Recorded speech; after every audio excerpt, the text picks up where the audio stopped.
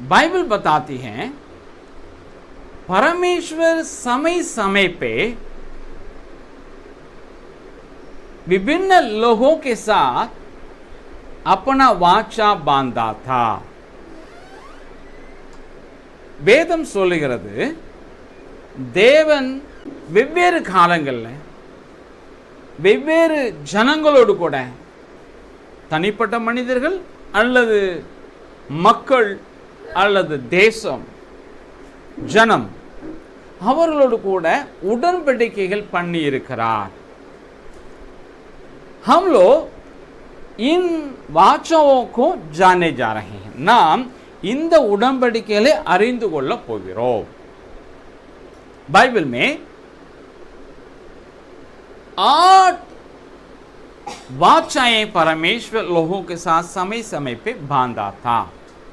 தேவன் வெவ்வேறு காலகட்டங்களிலே 8 உடன்படிக்கைகளை மனிதர்களோடு கூட பண்ணினார். हम लोग आज पहला देखेंगे. आम वाचा के प्रथम वाचा को आज हम देखने जा रहे हैं. இன்று நாம் அந்த பொதுவான உடன்படிக்கையில முதலாவதான உடன்படிக்கையை நாம் பார்க்க போகிறோம்.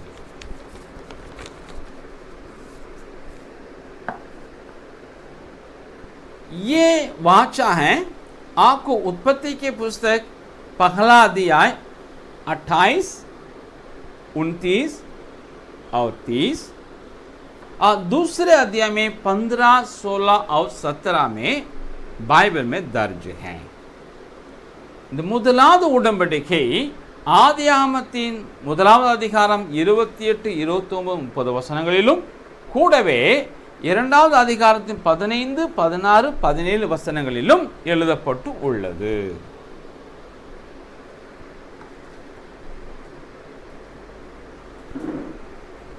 इसको बोलते हैं अदन की संधि या अदन की वाचा.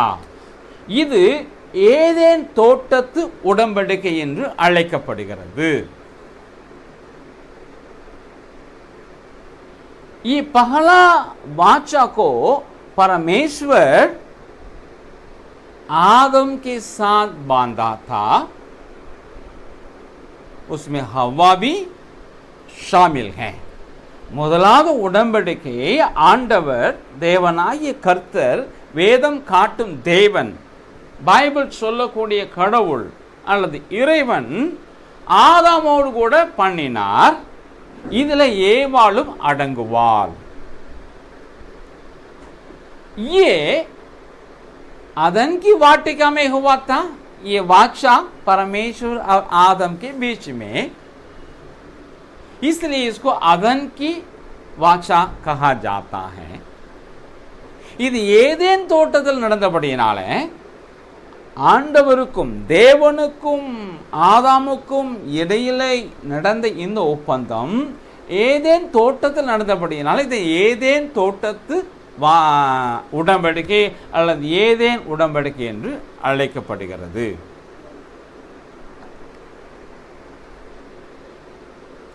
अगर परमेश्वर और मनुष्य के बीच में की वाचा को जानना है तो हमको परमेश्वर को भी थोड़ा जानने की आवश्यकता है और मनुष्य को भी थोड़ा जानने की आवश्यकता है. தேவனுக்கும் மனிதனுக்கும் இடையில உடன்படிக்கை உண்டாகி இருக்கிறது என்று நாம் பார்க்க போகும்போது பார்ப்பதற்கு முன்பாக நாம் தேவனையும் அதாவது இறைவனையும் அல்லது கடவுளையும் கூடவே அவரால் படைக்கப்பட்ட மனிதனையும் குறித்த ஒரு சிறு அறிவு, ஒரு அடிப்படை அறிவு நமக்கு இருக்க வேண்டியது மிகவும் அவசியம். बाइबल क्या बताती है परमेश्वर के बारे में? आपको उत्पत्ति की पुस्तक पहला अध्याय के पहला वचन में यूं लिखा है, आदि में परमेश्वर ने आकाश और पृथ्वी की सृष्टि की. मतलब परमेश्वर जिसकी चर्चा पवित्र बाइबल करती है, परमेश्वर जिसकी परिचय बाइबल अपने पाठकों के लिए करती हैं, वो परमेश्वर जैसे धर्मों में समझा जाता है कि परमेश्वर एक शक्ति है, ऐसा नहीं, परंतु परमेश्वर एक व्यक्ति है। आम लोग, जो लौकिक लोग हैं, जो धार्मिक नहीं हैं, वे समझते हैं, वे सोचते हैं कि परमेश्वर एक प्रकृति या प्रकृति को परमेश्वर कहता है। लेकिन बाइबल नहीं कहती कि प्रकृति को परमेश्वर, लेकिन परमेश्वर प्रकृति का सृजनहार है। வேதம் தேவனை குறித்து அல்லது கடவுளை குறித்து என்ன சொல்லுகிறது என்று பார்க்கும் பொழுது, பரிசுத்த வேதாகமத்தின் முதலாவது புஸ்தகம் ஆதியாகமத்தின் முதலாவது அதிகாரத்தின் முதலாவது வசனம் இப்படி சொல்லுகிறது, ஆதியிலே தேவன் வானத்தையும் பூமியையும் சிருஷ்டித்தார். பரிசுத்த வேதாகமம் தன்னுடைய வாசகர்களுக்கு தேவனைத்தான், இறைவனைத்தான், கடவுளைத்தான் அறிமுகப்படுத்துகிறது. இந்த கடவுள், இந்த இறைவன், இந்த தேவன் மதங்கள் சொல்லுகிறது போல ஒரு சக்தி இல்லை. செக்யூலர் பீப்புள் நினைக்கிற மாதிரி தேவன் இயற்கையும் அல்ல, ஆனால் அவர் ஒரு நபர். அவர் இயற்கையை படைத்தவர், இயற்கையில் அவர் இருக்கிறார், ஆனால் இயற்கை அல்ல தெய்வம். இயற்கை தேவன் அல்ல, இயற்கையை படைத்த தேவன் தான் தேவன். வேதம் சொல்லுகிறது தேவன் வானத்தையும் பூமியும் சிருஷ்டித்தார் என்று சொல்லி. ஸோ அவர் ஒரு சிருஷ்டிகர், அவர் ஒரு படைப்பாளி, அவர் எல்லாவற்றையும் உருவாக்கி இருக்கிறவர், அவர் ஒரு நபர். अदावद अवर इसका मतलब है उसने ना केवल सृजा, लेकिन वो संभालता भी है. அவர் சிருஷ்டித்தது மாத்திரமல்ல, அவர் தாங்குகிறவராய் இருக்கிறார் தன் சிருஷ்டிகளை. वो बहुत प्यारा है, அவர் அன்பாய் இருக்கிறவர். वो जीवित है, அவர் ஜீவனுள்ளவர். वो काम करता है, அவர் செயல்படுகிறவர். वो बोलने वाला है, அவர் பேசுகிறவர்.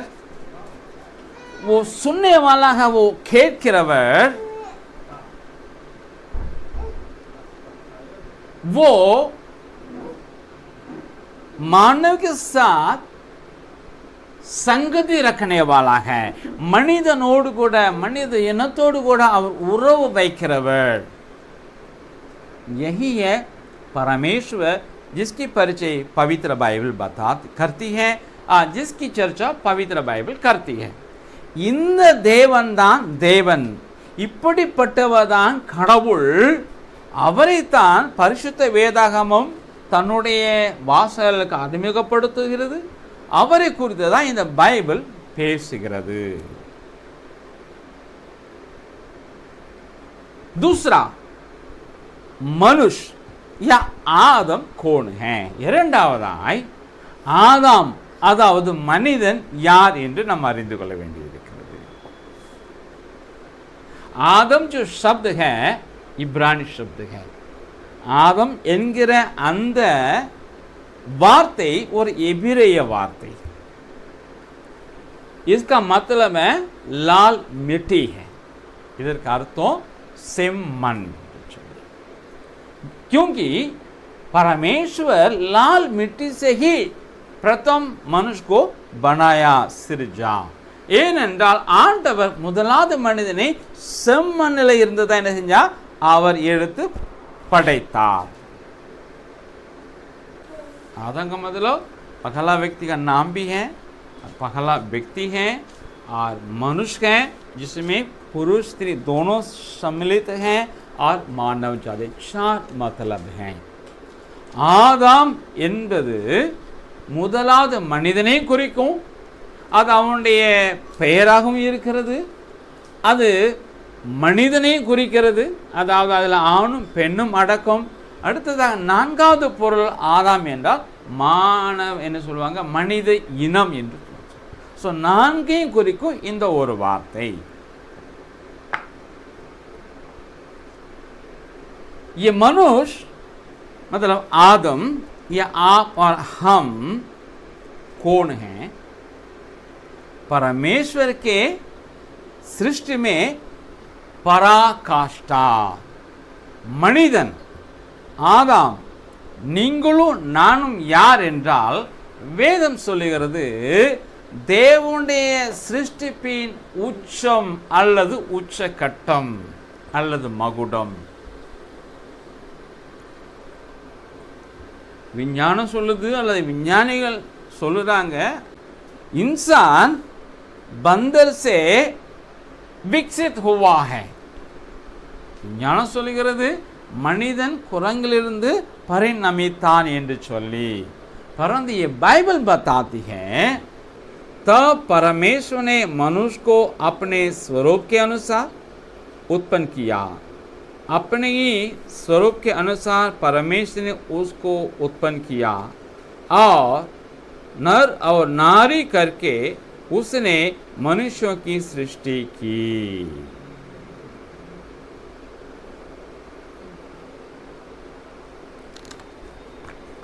ஆதியாகமம் 1:27 நான் வாசிக்கிறேன்.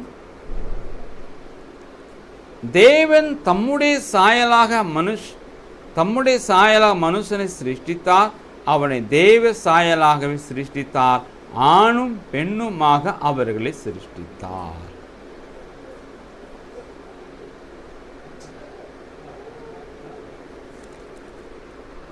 बाइबल बताती है मनुष्य विकसित हुआ एक व्यक्ति नहीं है, लेकिन परमेश्वर हाथों से सृजा हुआ एक व्यक्ति है.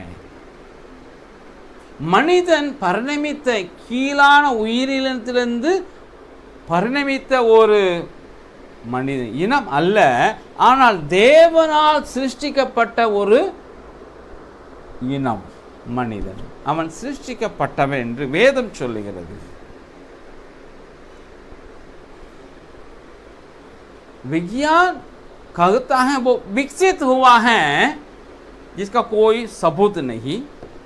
साथ ही साथ ये नहीं बता अगर विकसित हुआ है तो उसमें नर और नारी कहाँ से आया, वो नहीं बता पाता है विज्ञान. तो विकसित हुआ तो मेल फीमेल कहाँ से आया है, नर और नारी कहाँ से आएगा, पुरुष और स्त्री कहाँ से आया, बहुत बड़ा प्रश्न है जिसके उनका पास कोई आंसर नहीं है. लेकिन बाइबल बताती है जो परमेश्वर मनुष्य को सृजा, पुरुष और स्त्री, नर और नारी, ऐसा सृजा, सृष्टि ऐसा ही किया. விஞ்ஞானம் மனிதன் கீழான உயிரினத்திலிருந்து பரிணமித்தவன் என்று சொல்லும் பொழுது அதுக்கு ஆதாரம் இல்லாமல் இருந்தும் கூட அதை நம்ம ரெடியானாலும் கூட ஆணும் பெண்ணு எப்படி வந்துச்சு பரிணாமத்தில் அப்படி விஞ்ஞானம் சொல்ல முடியலை. ஆட்டாக்கு ஆன்சரே கிடையாது, அது அமைதியாக இருக்குது. ஆனால் வேதம் சொல்லுகிறது தேவன் மனிதனை ஆணும் பெண்ணுமாக உண்டாக்கினார் और उसको अपने स्वरूप और अपनी समानता में बनाया है.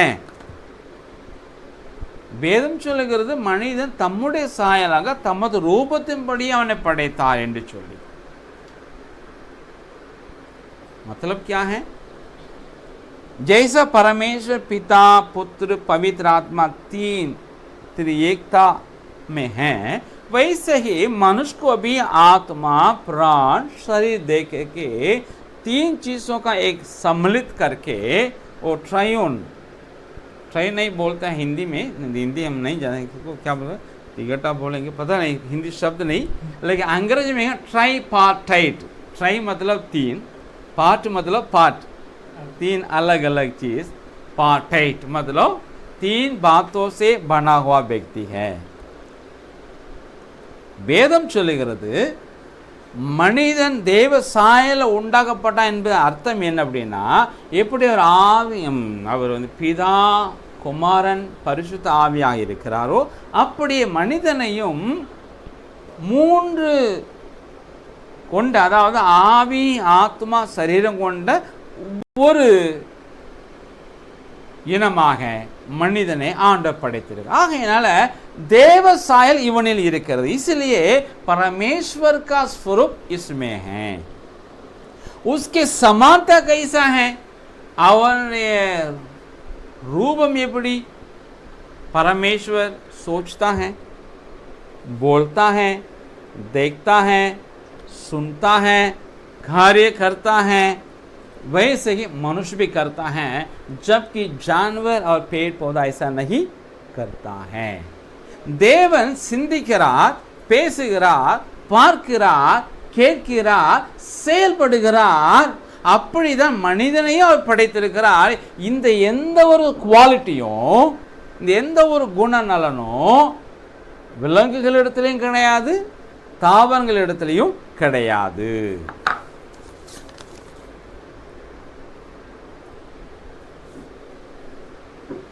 मनुष्य परमेश्वर की आराधना करता है, बातों को दूसरे मनुष्य में बहुत सुंदर ढंग से क्या करता है? कम्युनिकेट करता है. उनका वहाँ कई भाषाएं हैं. ये जानवरों में नहीं है. वो कभी ईश्वर की आराधना करता है? नहीं. खोजता है? नहीं. उसमें प्राण नहीं है. प्राण मतलब सोल नहीं है. पेड़ पौधा में सोल नहीं है. वो मनुष्य में है. மனிதன் தேவனை தொழுது கொள்கிறவன் எல்லாவற்றையும் தன்னுடைய உணர்வுகள் என்ன செய்கிறான்? அவன் மற்றவர்களுக்கு என்ன செய்கிறான்? கம்யூனிகேட் பண்ணுகிறான். சுந்தரா அழகாக அவன் மொழிகளை உருவாக்கி இருக்கிறான், மொழிகளை பேசுகிறான். பற்பல மொழிகள் உண்டு. இவைகள் விலங்குகளிடத்திலும் கிடையாது, அதே நேரம் எந்த ஒரு தாவரத்திலையும் கிடையாது. எங்கேயாவது தாவரமோ அல்லது விலங்கோ தேவனை தேடி என் ஆண்டவரை தொழுது கொண்டு பார்க்குறீங்களா? முடியவே முடியாது. ஏன்னா அவைகளுக்கு ஆத்மா கிடையாது. உயிர் இருக்குது, உடல் இருக்குது. மனிதனுக்கு உயிரும் இருக்குது, உடலும் இருக்குது. இந்த உடலில் வாசம் பண்ணக்கூடிய ஒரு ஆத்மாவும் இருக்குது, சிந்திக்கக்கூடியது.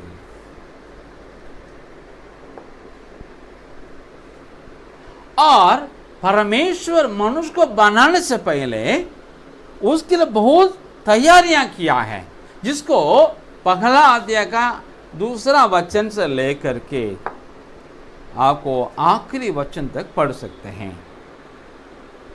पढ़ना नहीं अभी, लेकिन आपको वहां देखिए, आपको 25 वचन तक अगर पढ़ेंगे, क्या क्या तैयारी परमेश्वर ने किया ये मालूम होगा. வேதம் சொல்லுகிறது, மனிதனை படைக்கும் முன்னதாக தேவன் அவனுக்கு பெரிய ஆயத்தங்களை பண்ணினார் என்று வேதம் சொல்லுகிறது. இதை முதல் ஆதியாகமம் 1:2 வசனத்திலிருந்து 25 வசனம் வரைக்கும் வாசிச்சீங்கன்னா உங்களுக்கு புரியும். परमेश्वर ने रात और दिन को बनाया है,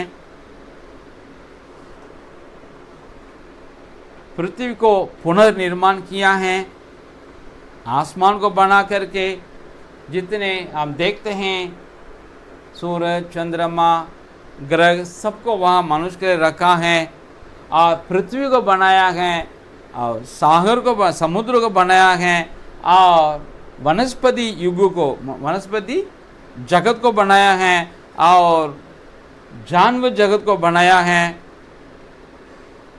ये सब बनाने के बाद ही परमेश्वर इंसान को बनाया, उसके लिए बनाया है. ஆண்டவர் மனிதனை படைக்கும் முன்னதாக அவனுக்காக இந்த பூமியை மறுசீரமைப்பு பண்ணினார். அவனுக்காக இரவு பகலை ஆண்டவர் தீர்மானித்தார். நிலத்தையும் சமுத்திரத்தையும் உண்டாக்கி, தாவர உலகத்தையும் விலங்கு உலகத்தையும் உண்டாக்கினார். வானத்தை உண்டாக்கி सूर्य चंद्र नक्षत्र मनुष्यनुकाக வைத்தார்.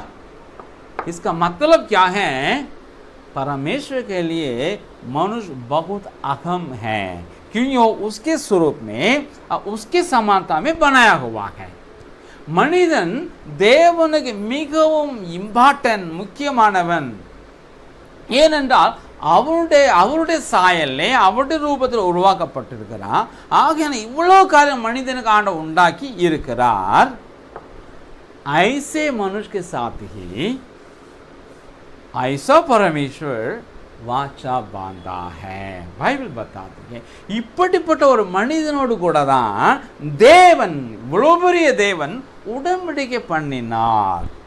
कहीं परमेश्वर जानवरों से, पेड़ पौधाओं से या प्रकृति वाचा नहीं बांधा है. தேவன் இயற்கையோடையோ அல்லது தாவர உலகத்தோடு கூடயோ அல்லது விலங்குலகத்தோடு கூடயோ ஆண்டவர் என்னைக்குமே உடன்படிக்கை பண்ணலை. ஆனால் மனிதனோடு கூட பண்ணியிருக்கிறார். இதில் நீங்களும் நானும் அடக்கம். इसमें आप और हम सम्मिलित हैं.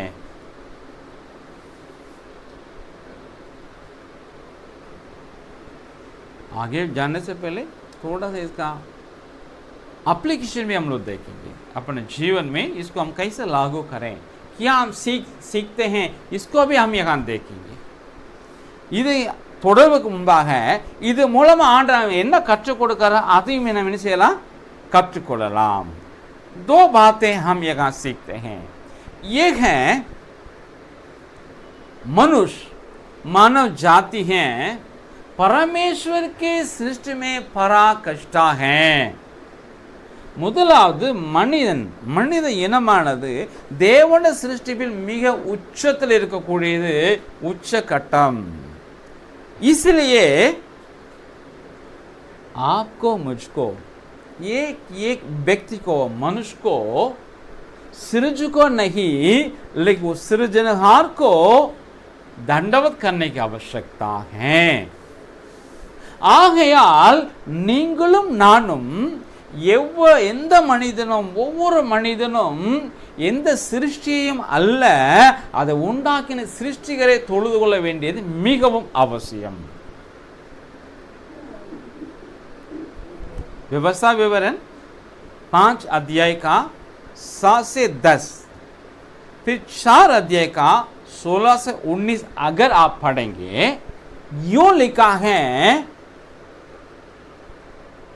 कोई मूर्ति या प्रतिमा ना बने ताकि मनुष्य उसको दंडवत करे.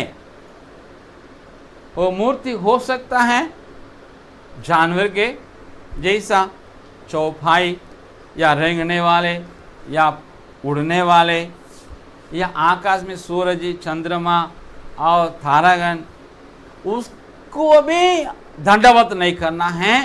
उसके समान बनाया प्रतिमा को भी दंडवत नहीं करना है. क्योंकि बाइबल बताती है, रोमियो की पत्री पहला अध्याय 21 से लेकर 28 तक अगर पढ़ेंगे, उसमें यूं लिखा है, ऐसा मूर्ति पूजा का परिणाम ही क्या है,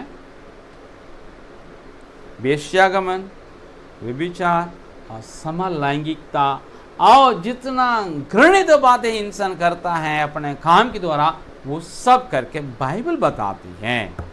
அதாவது வேதம் என்ன சொல்லுகிறது அப்படின்னா, மனிதன் ஆகாயத்தில் உள்ள சூரிய சந்திர நட்சத்திரங்களையோ அல்லது அதே போன்ற சிலைகளை உருவாக்கி பூமியில் காணப்படக்கூடிய எந்த விலங்கையோ அல்லது பரப்பனை, பூர்வனை அல்லது கேட்டில்னு சொல்ல, மாடு, ஆடு, ஜோ देखते हैं, பார்க்குறோம், இவைகளையோ அல்லது எந்த தாவரத்தையும் வணங்கி கொள்ளக்கூடாது, மனிதனே வணங்கக்கூடாது.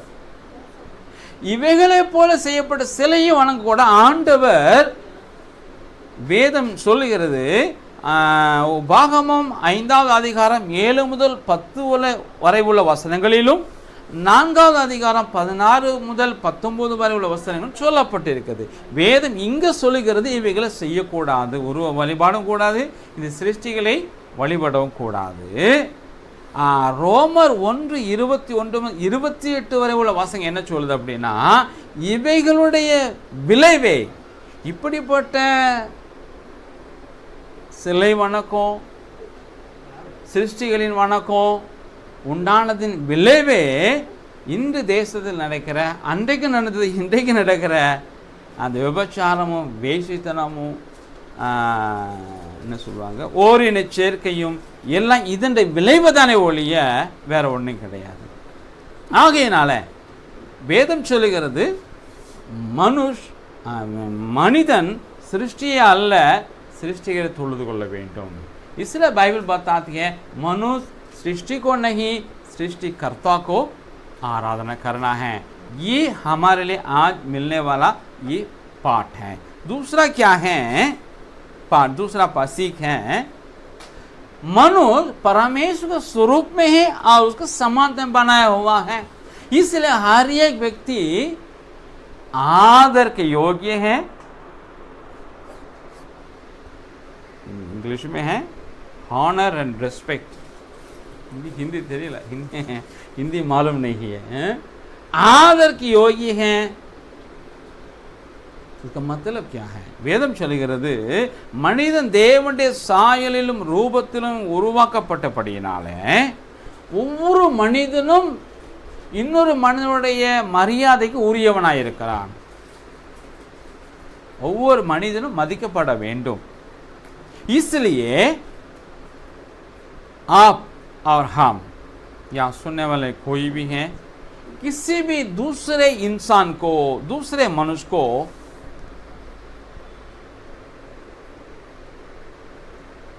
उसके धार्मिक, राजनीतिक, सामाजिक, आर्थिक, शैक्षणिक, व्यावसायिक और भौतिक और भौगोलिक और भाषा के आधार पर उसको नीचे नहीं देखना है या नीचा करके नहीं देखना है. इंसान को इंसान के रूप में देखना है. बाइबल बताती है क्योंकि दूसरा व्यक्ति परमेश्वर का स्वरूप में है, उसकी समानता में बनाया हुआ है. இரண்டாவது பாடம் என்ன அப்படின்னா, இங்க நாம் கற்றுக்கொள்கிறது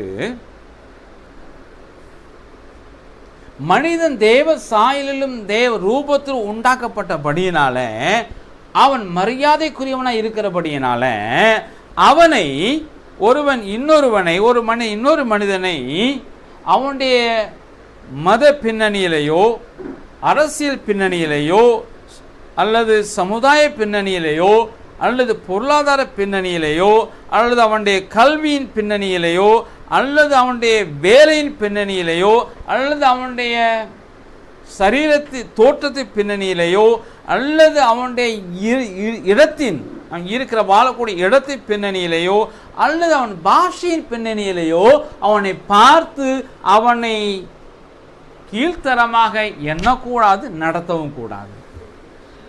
புரியுதா?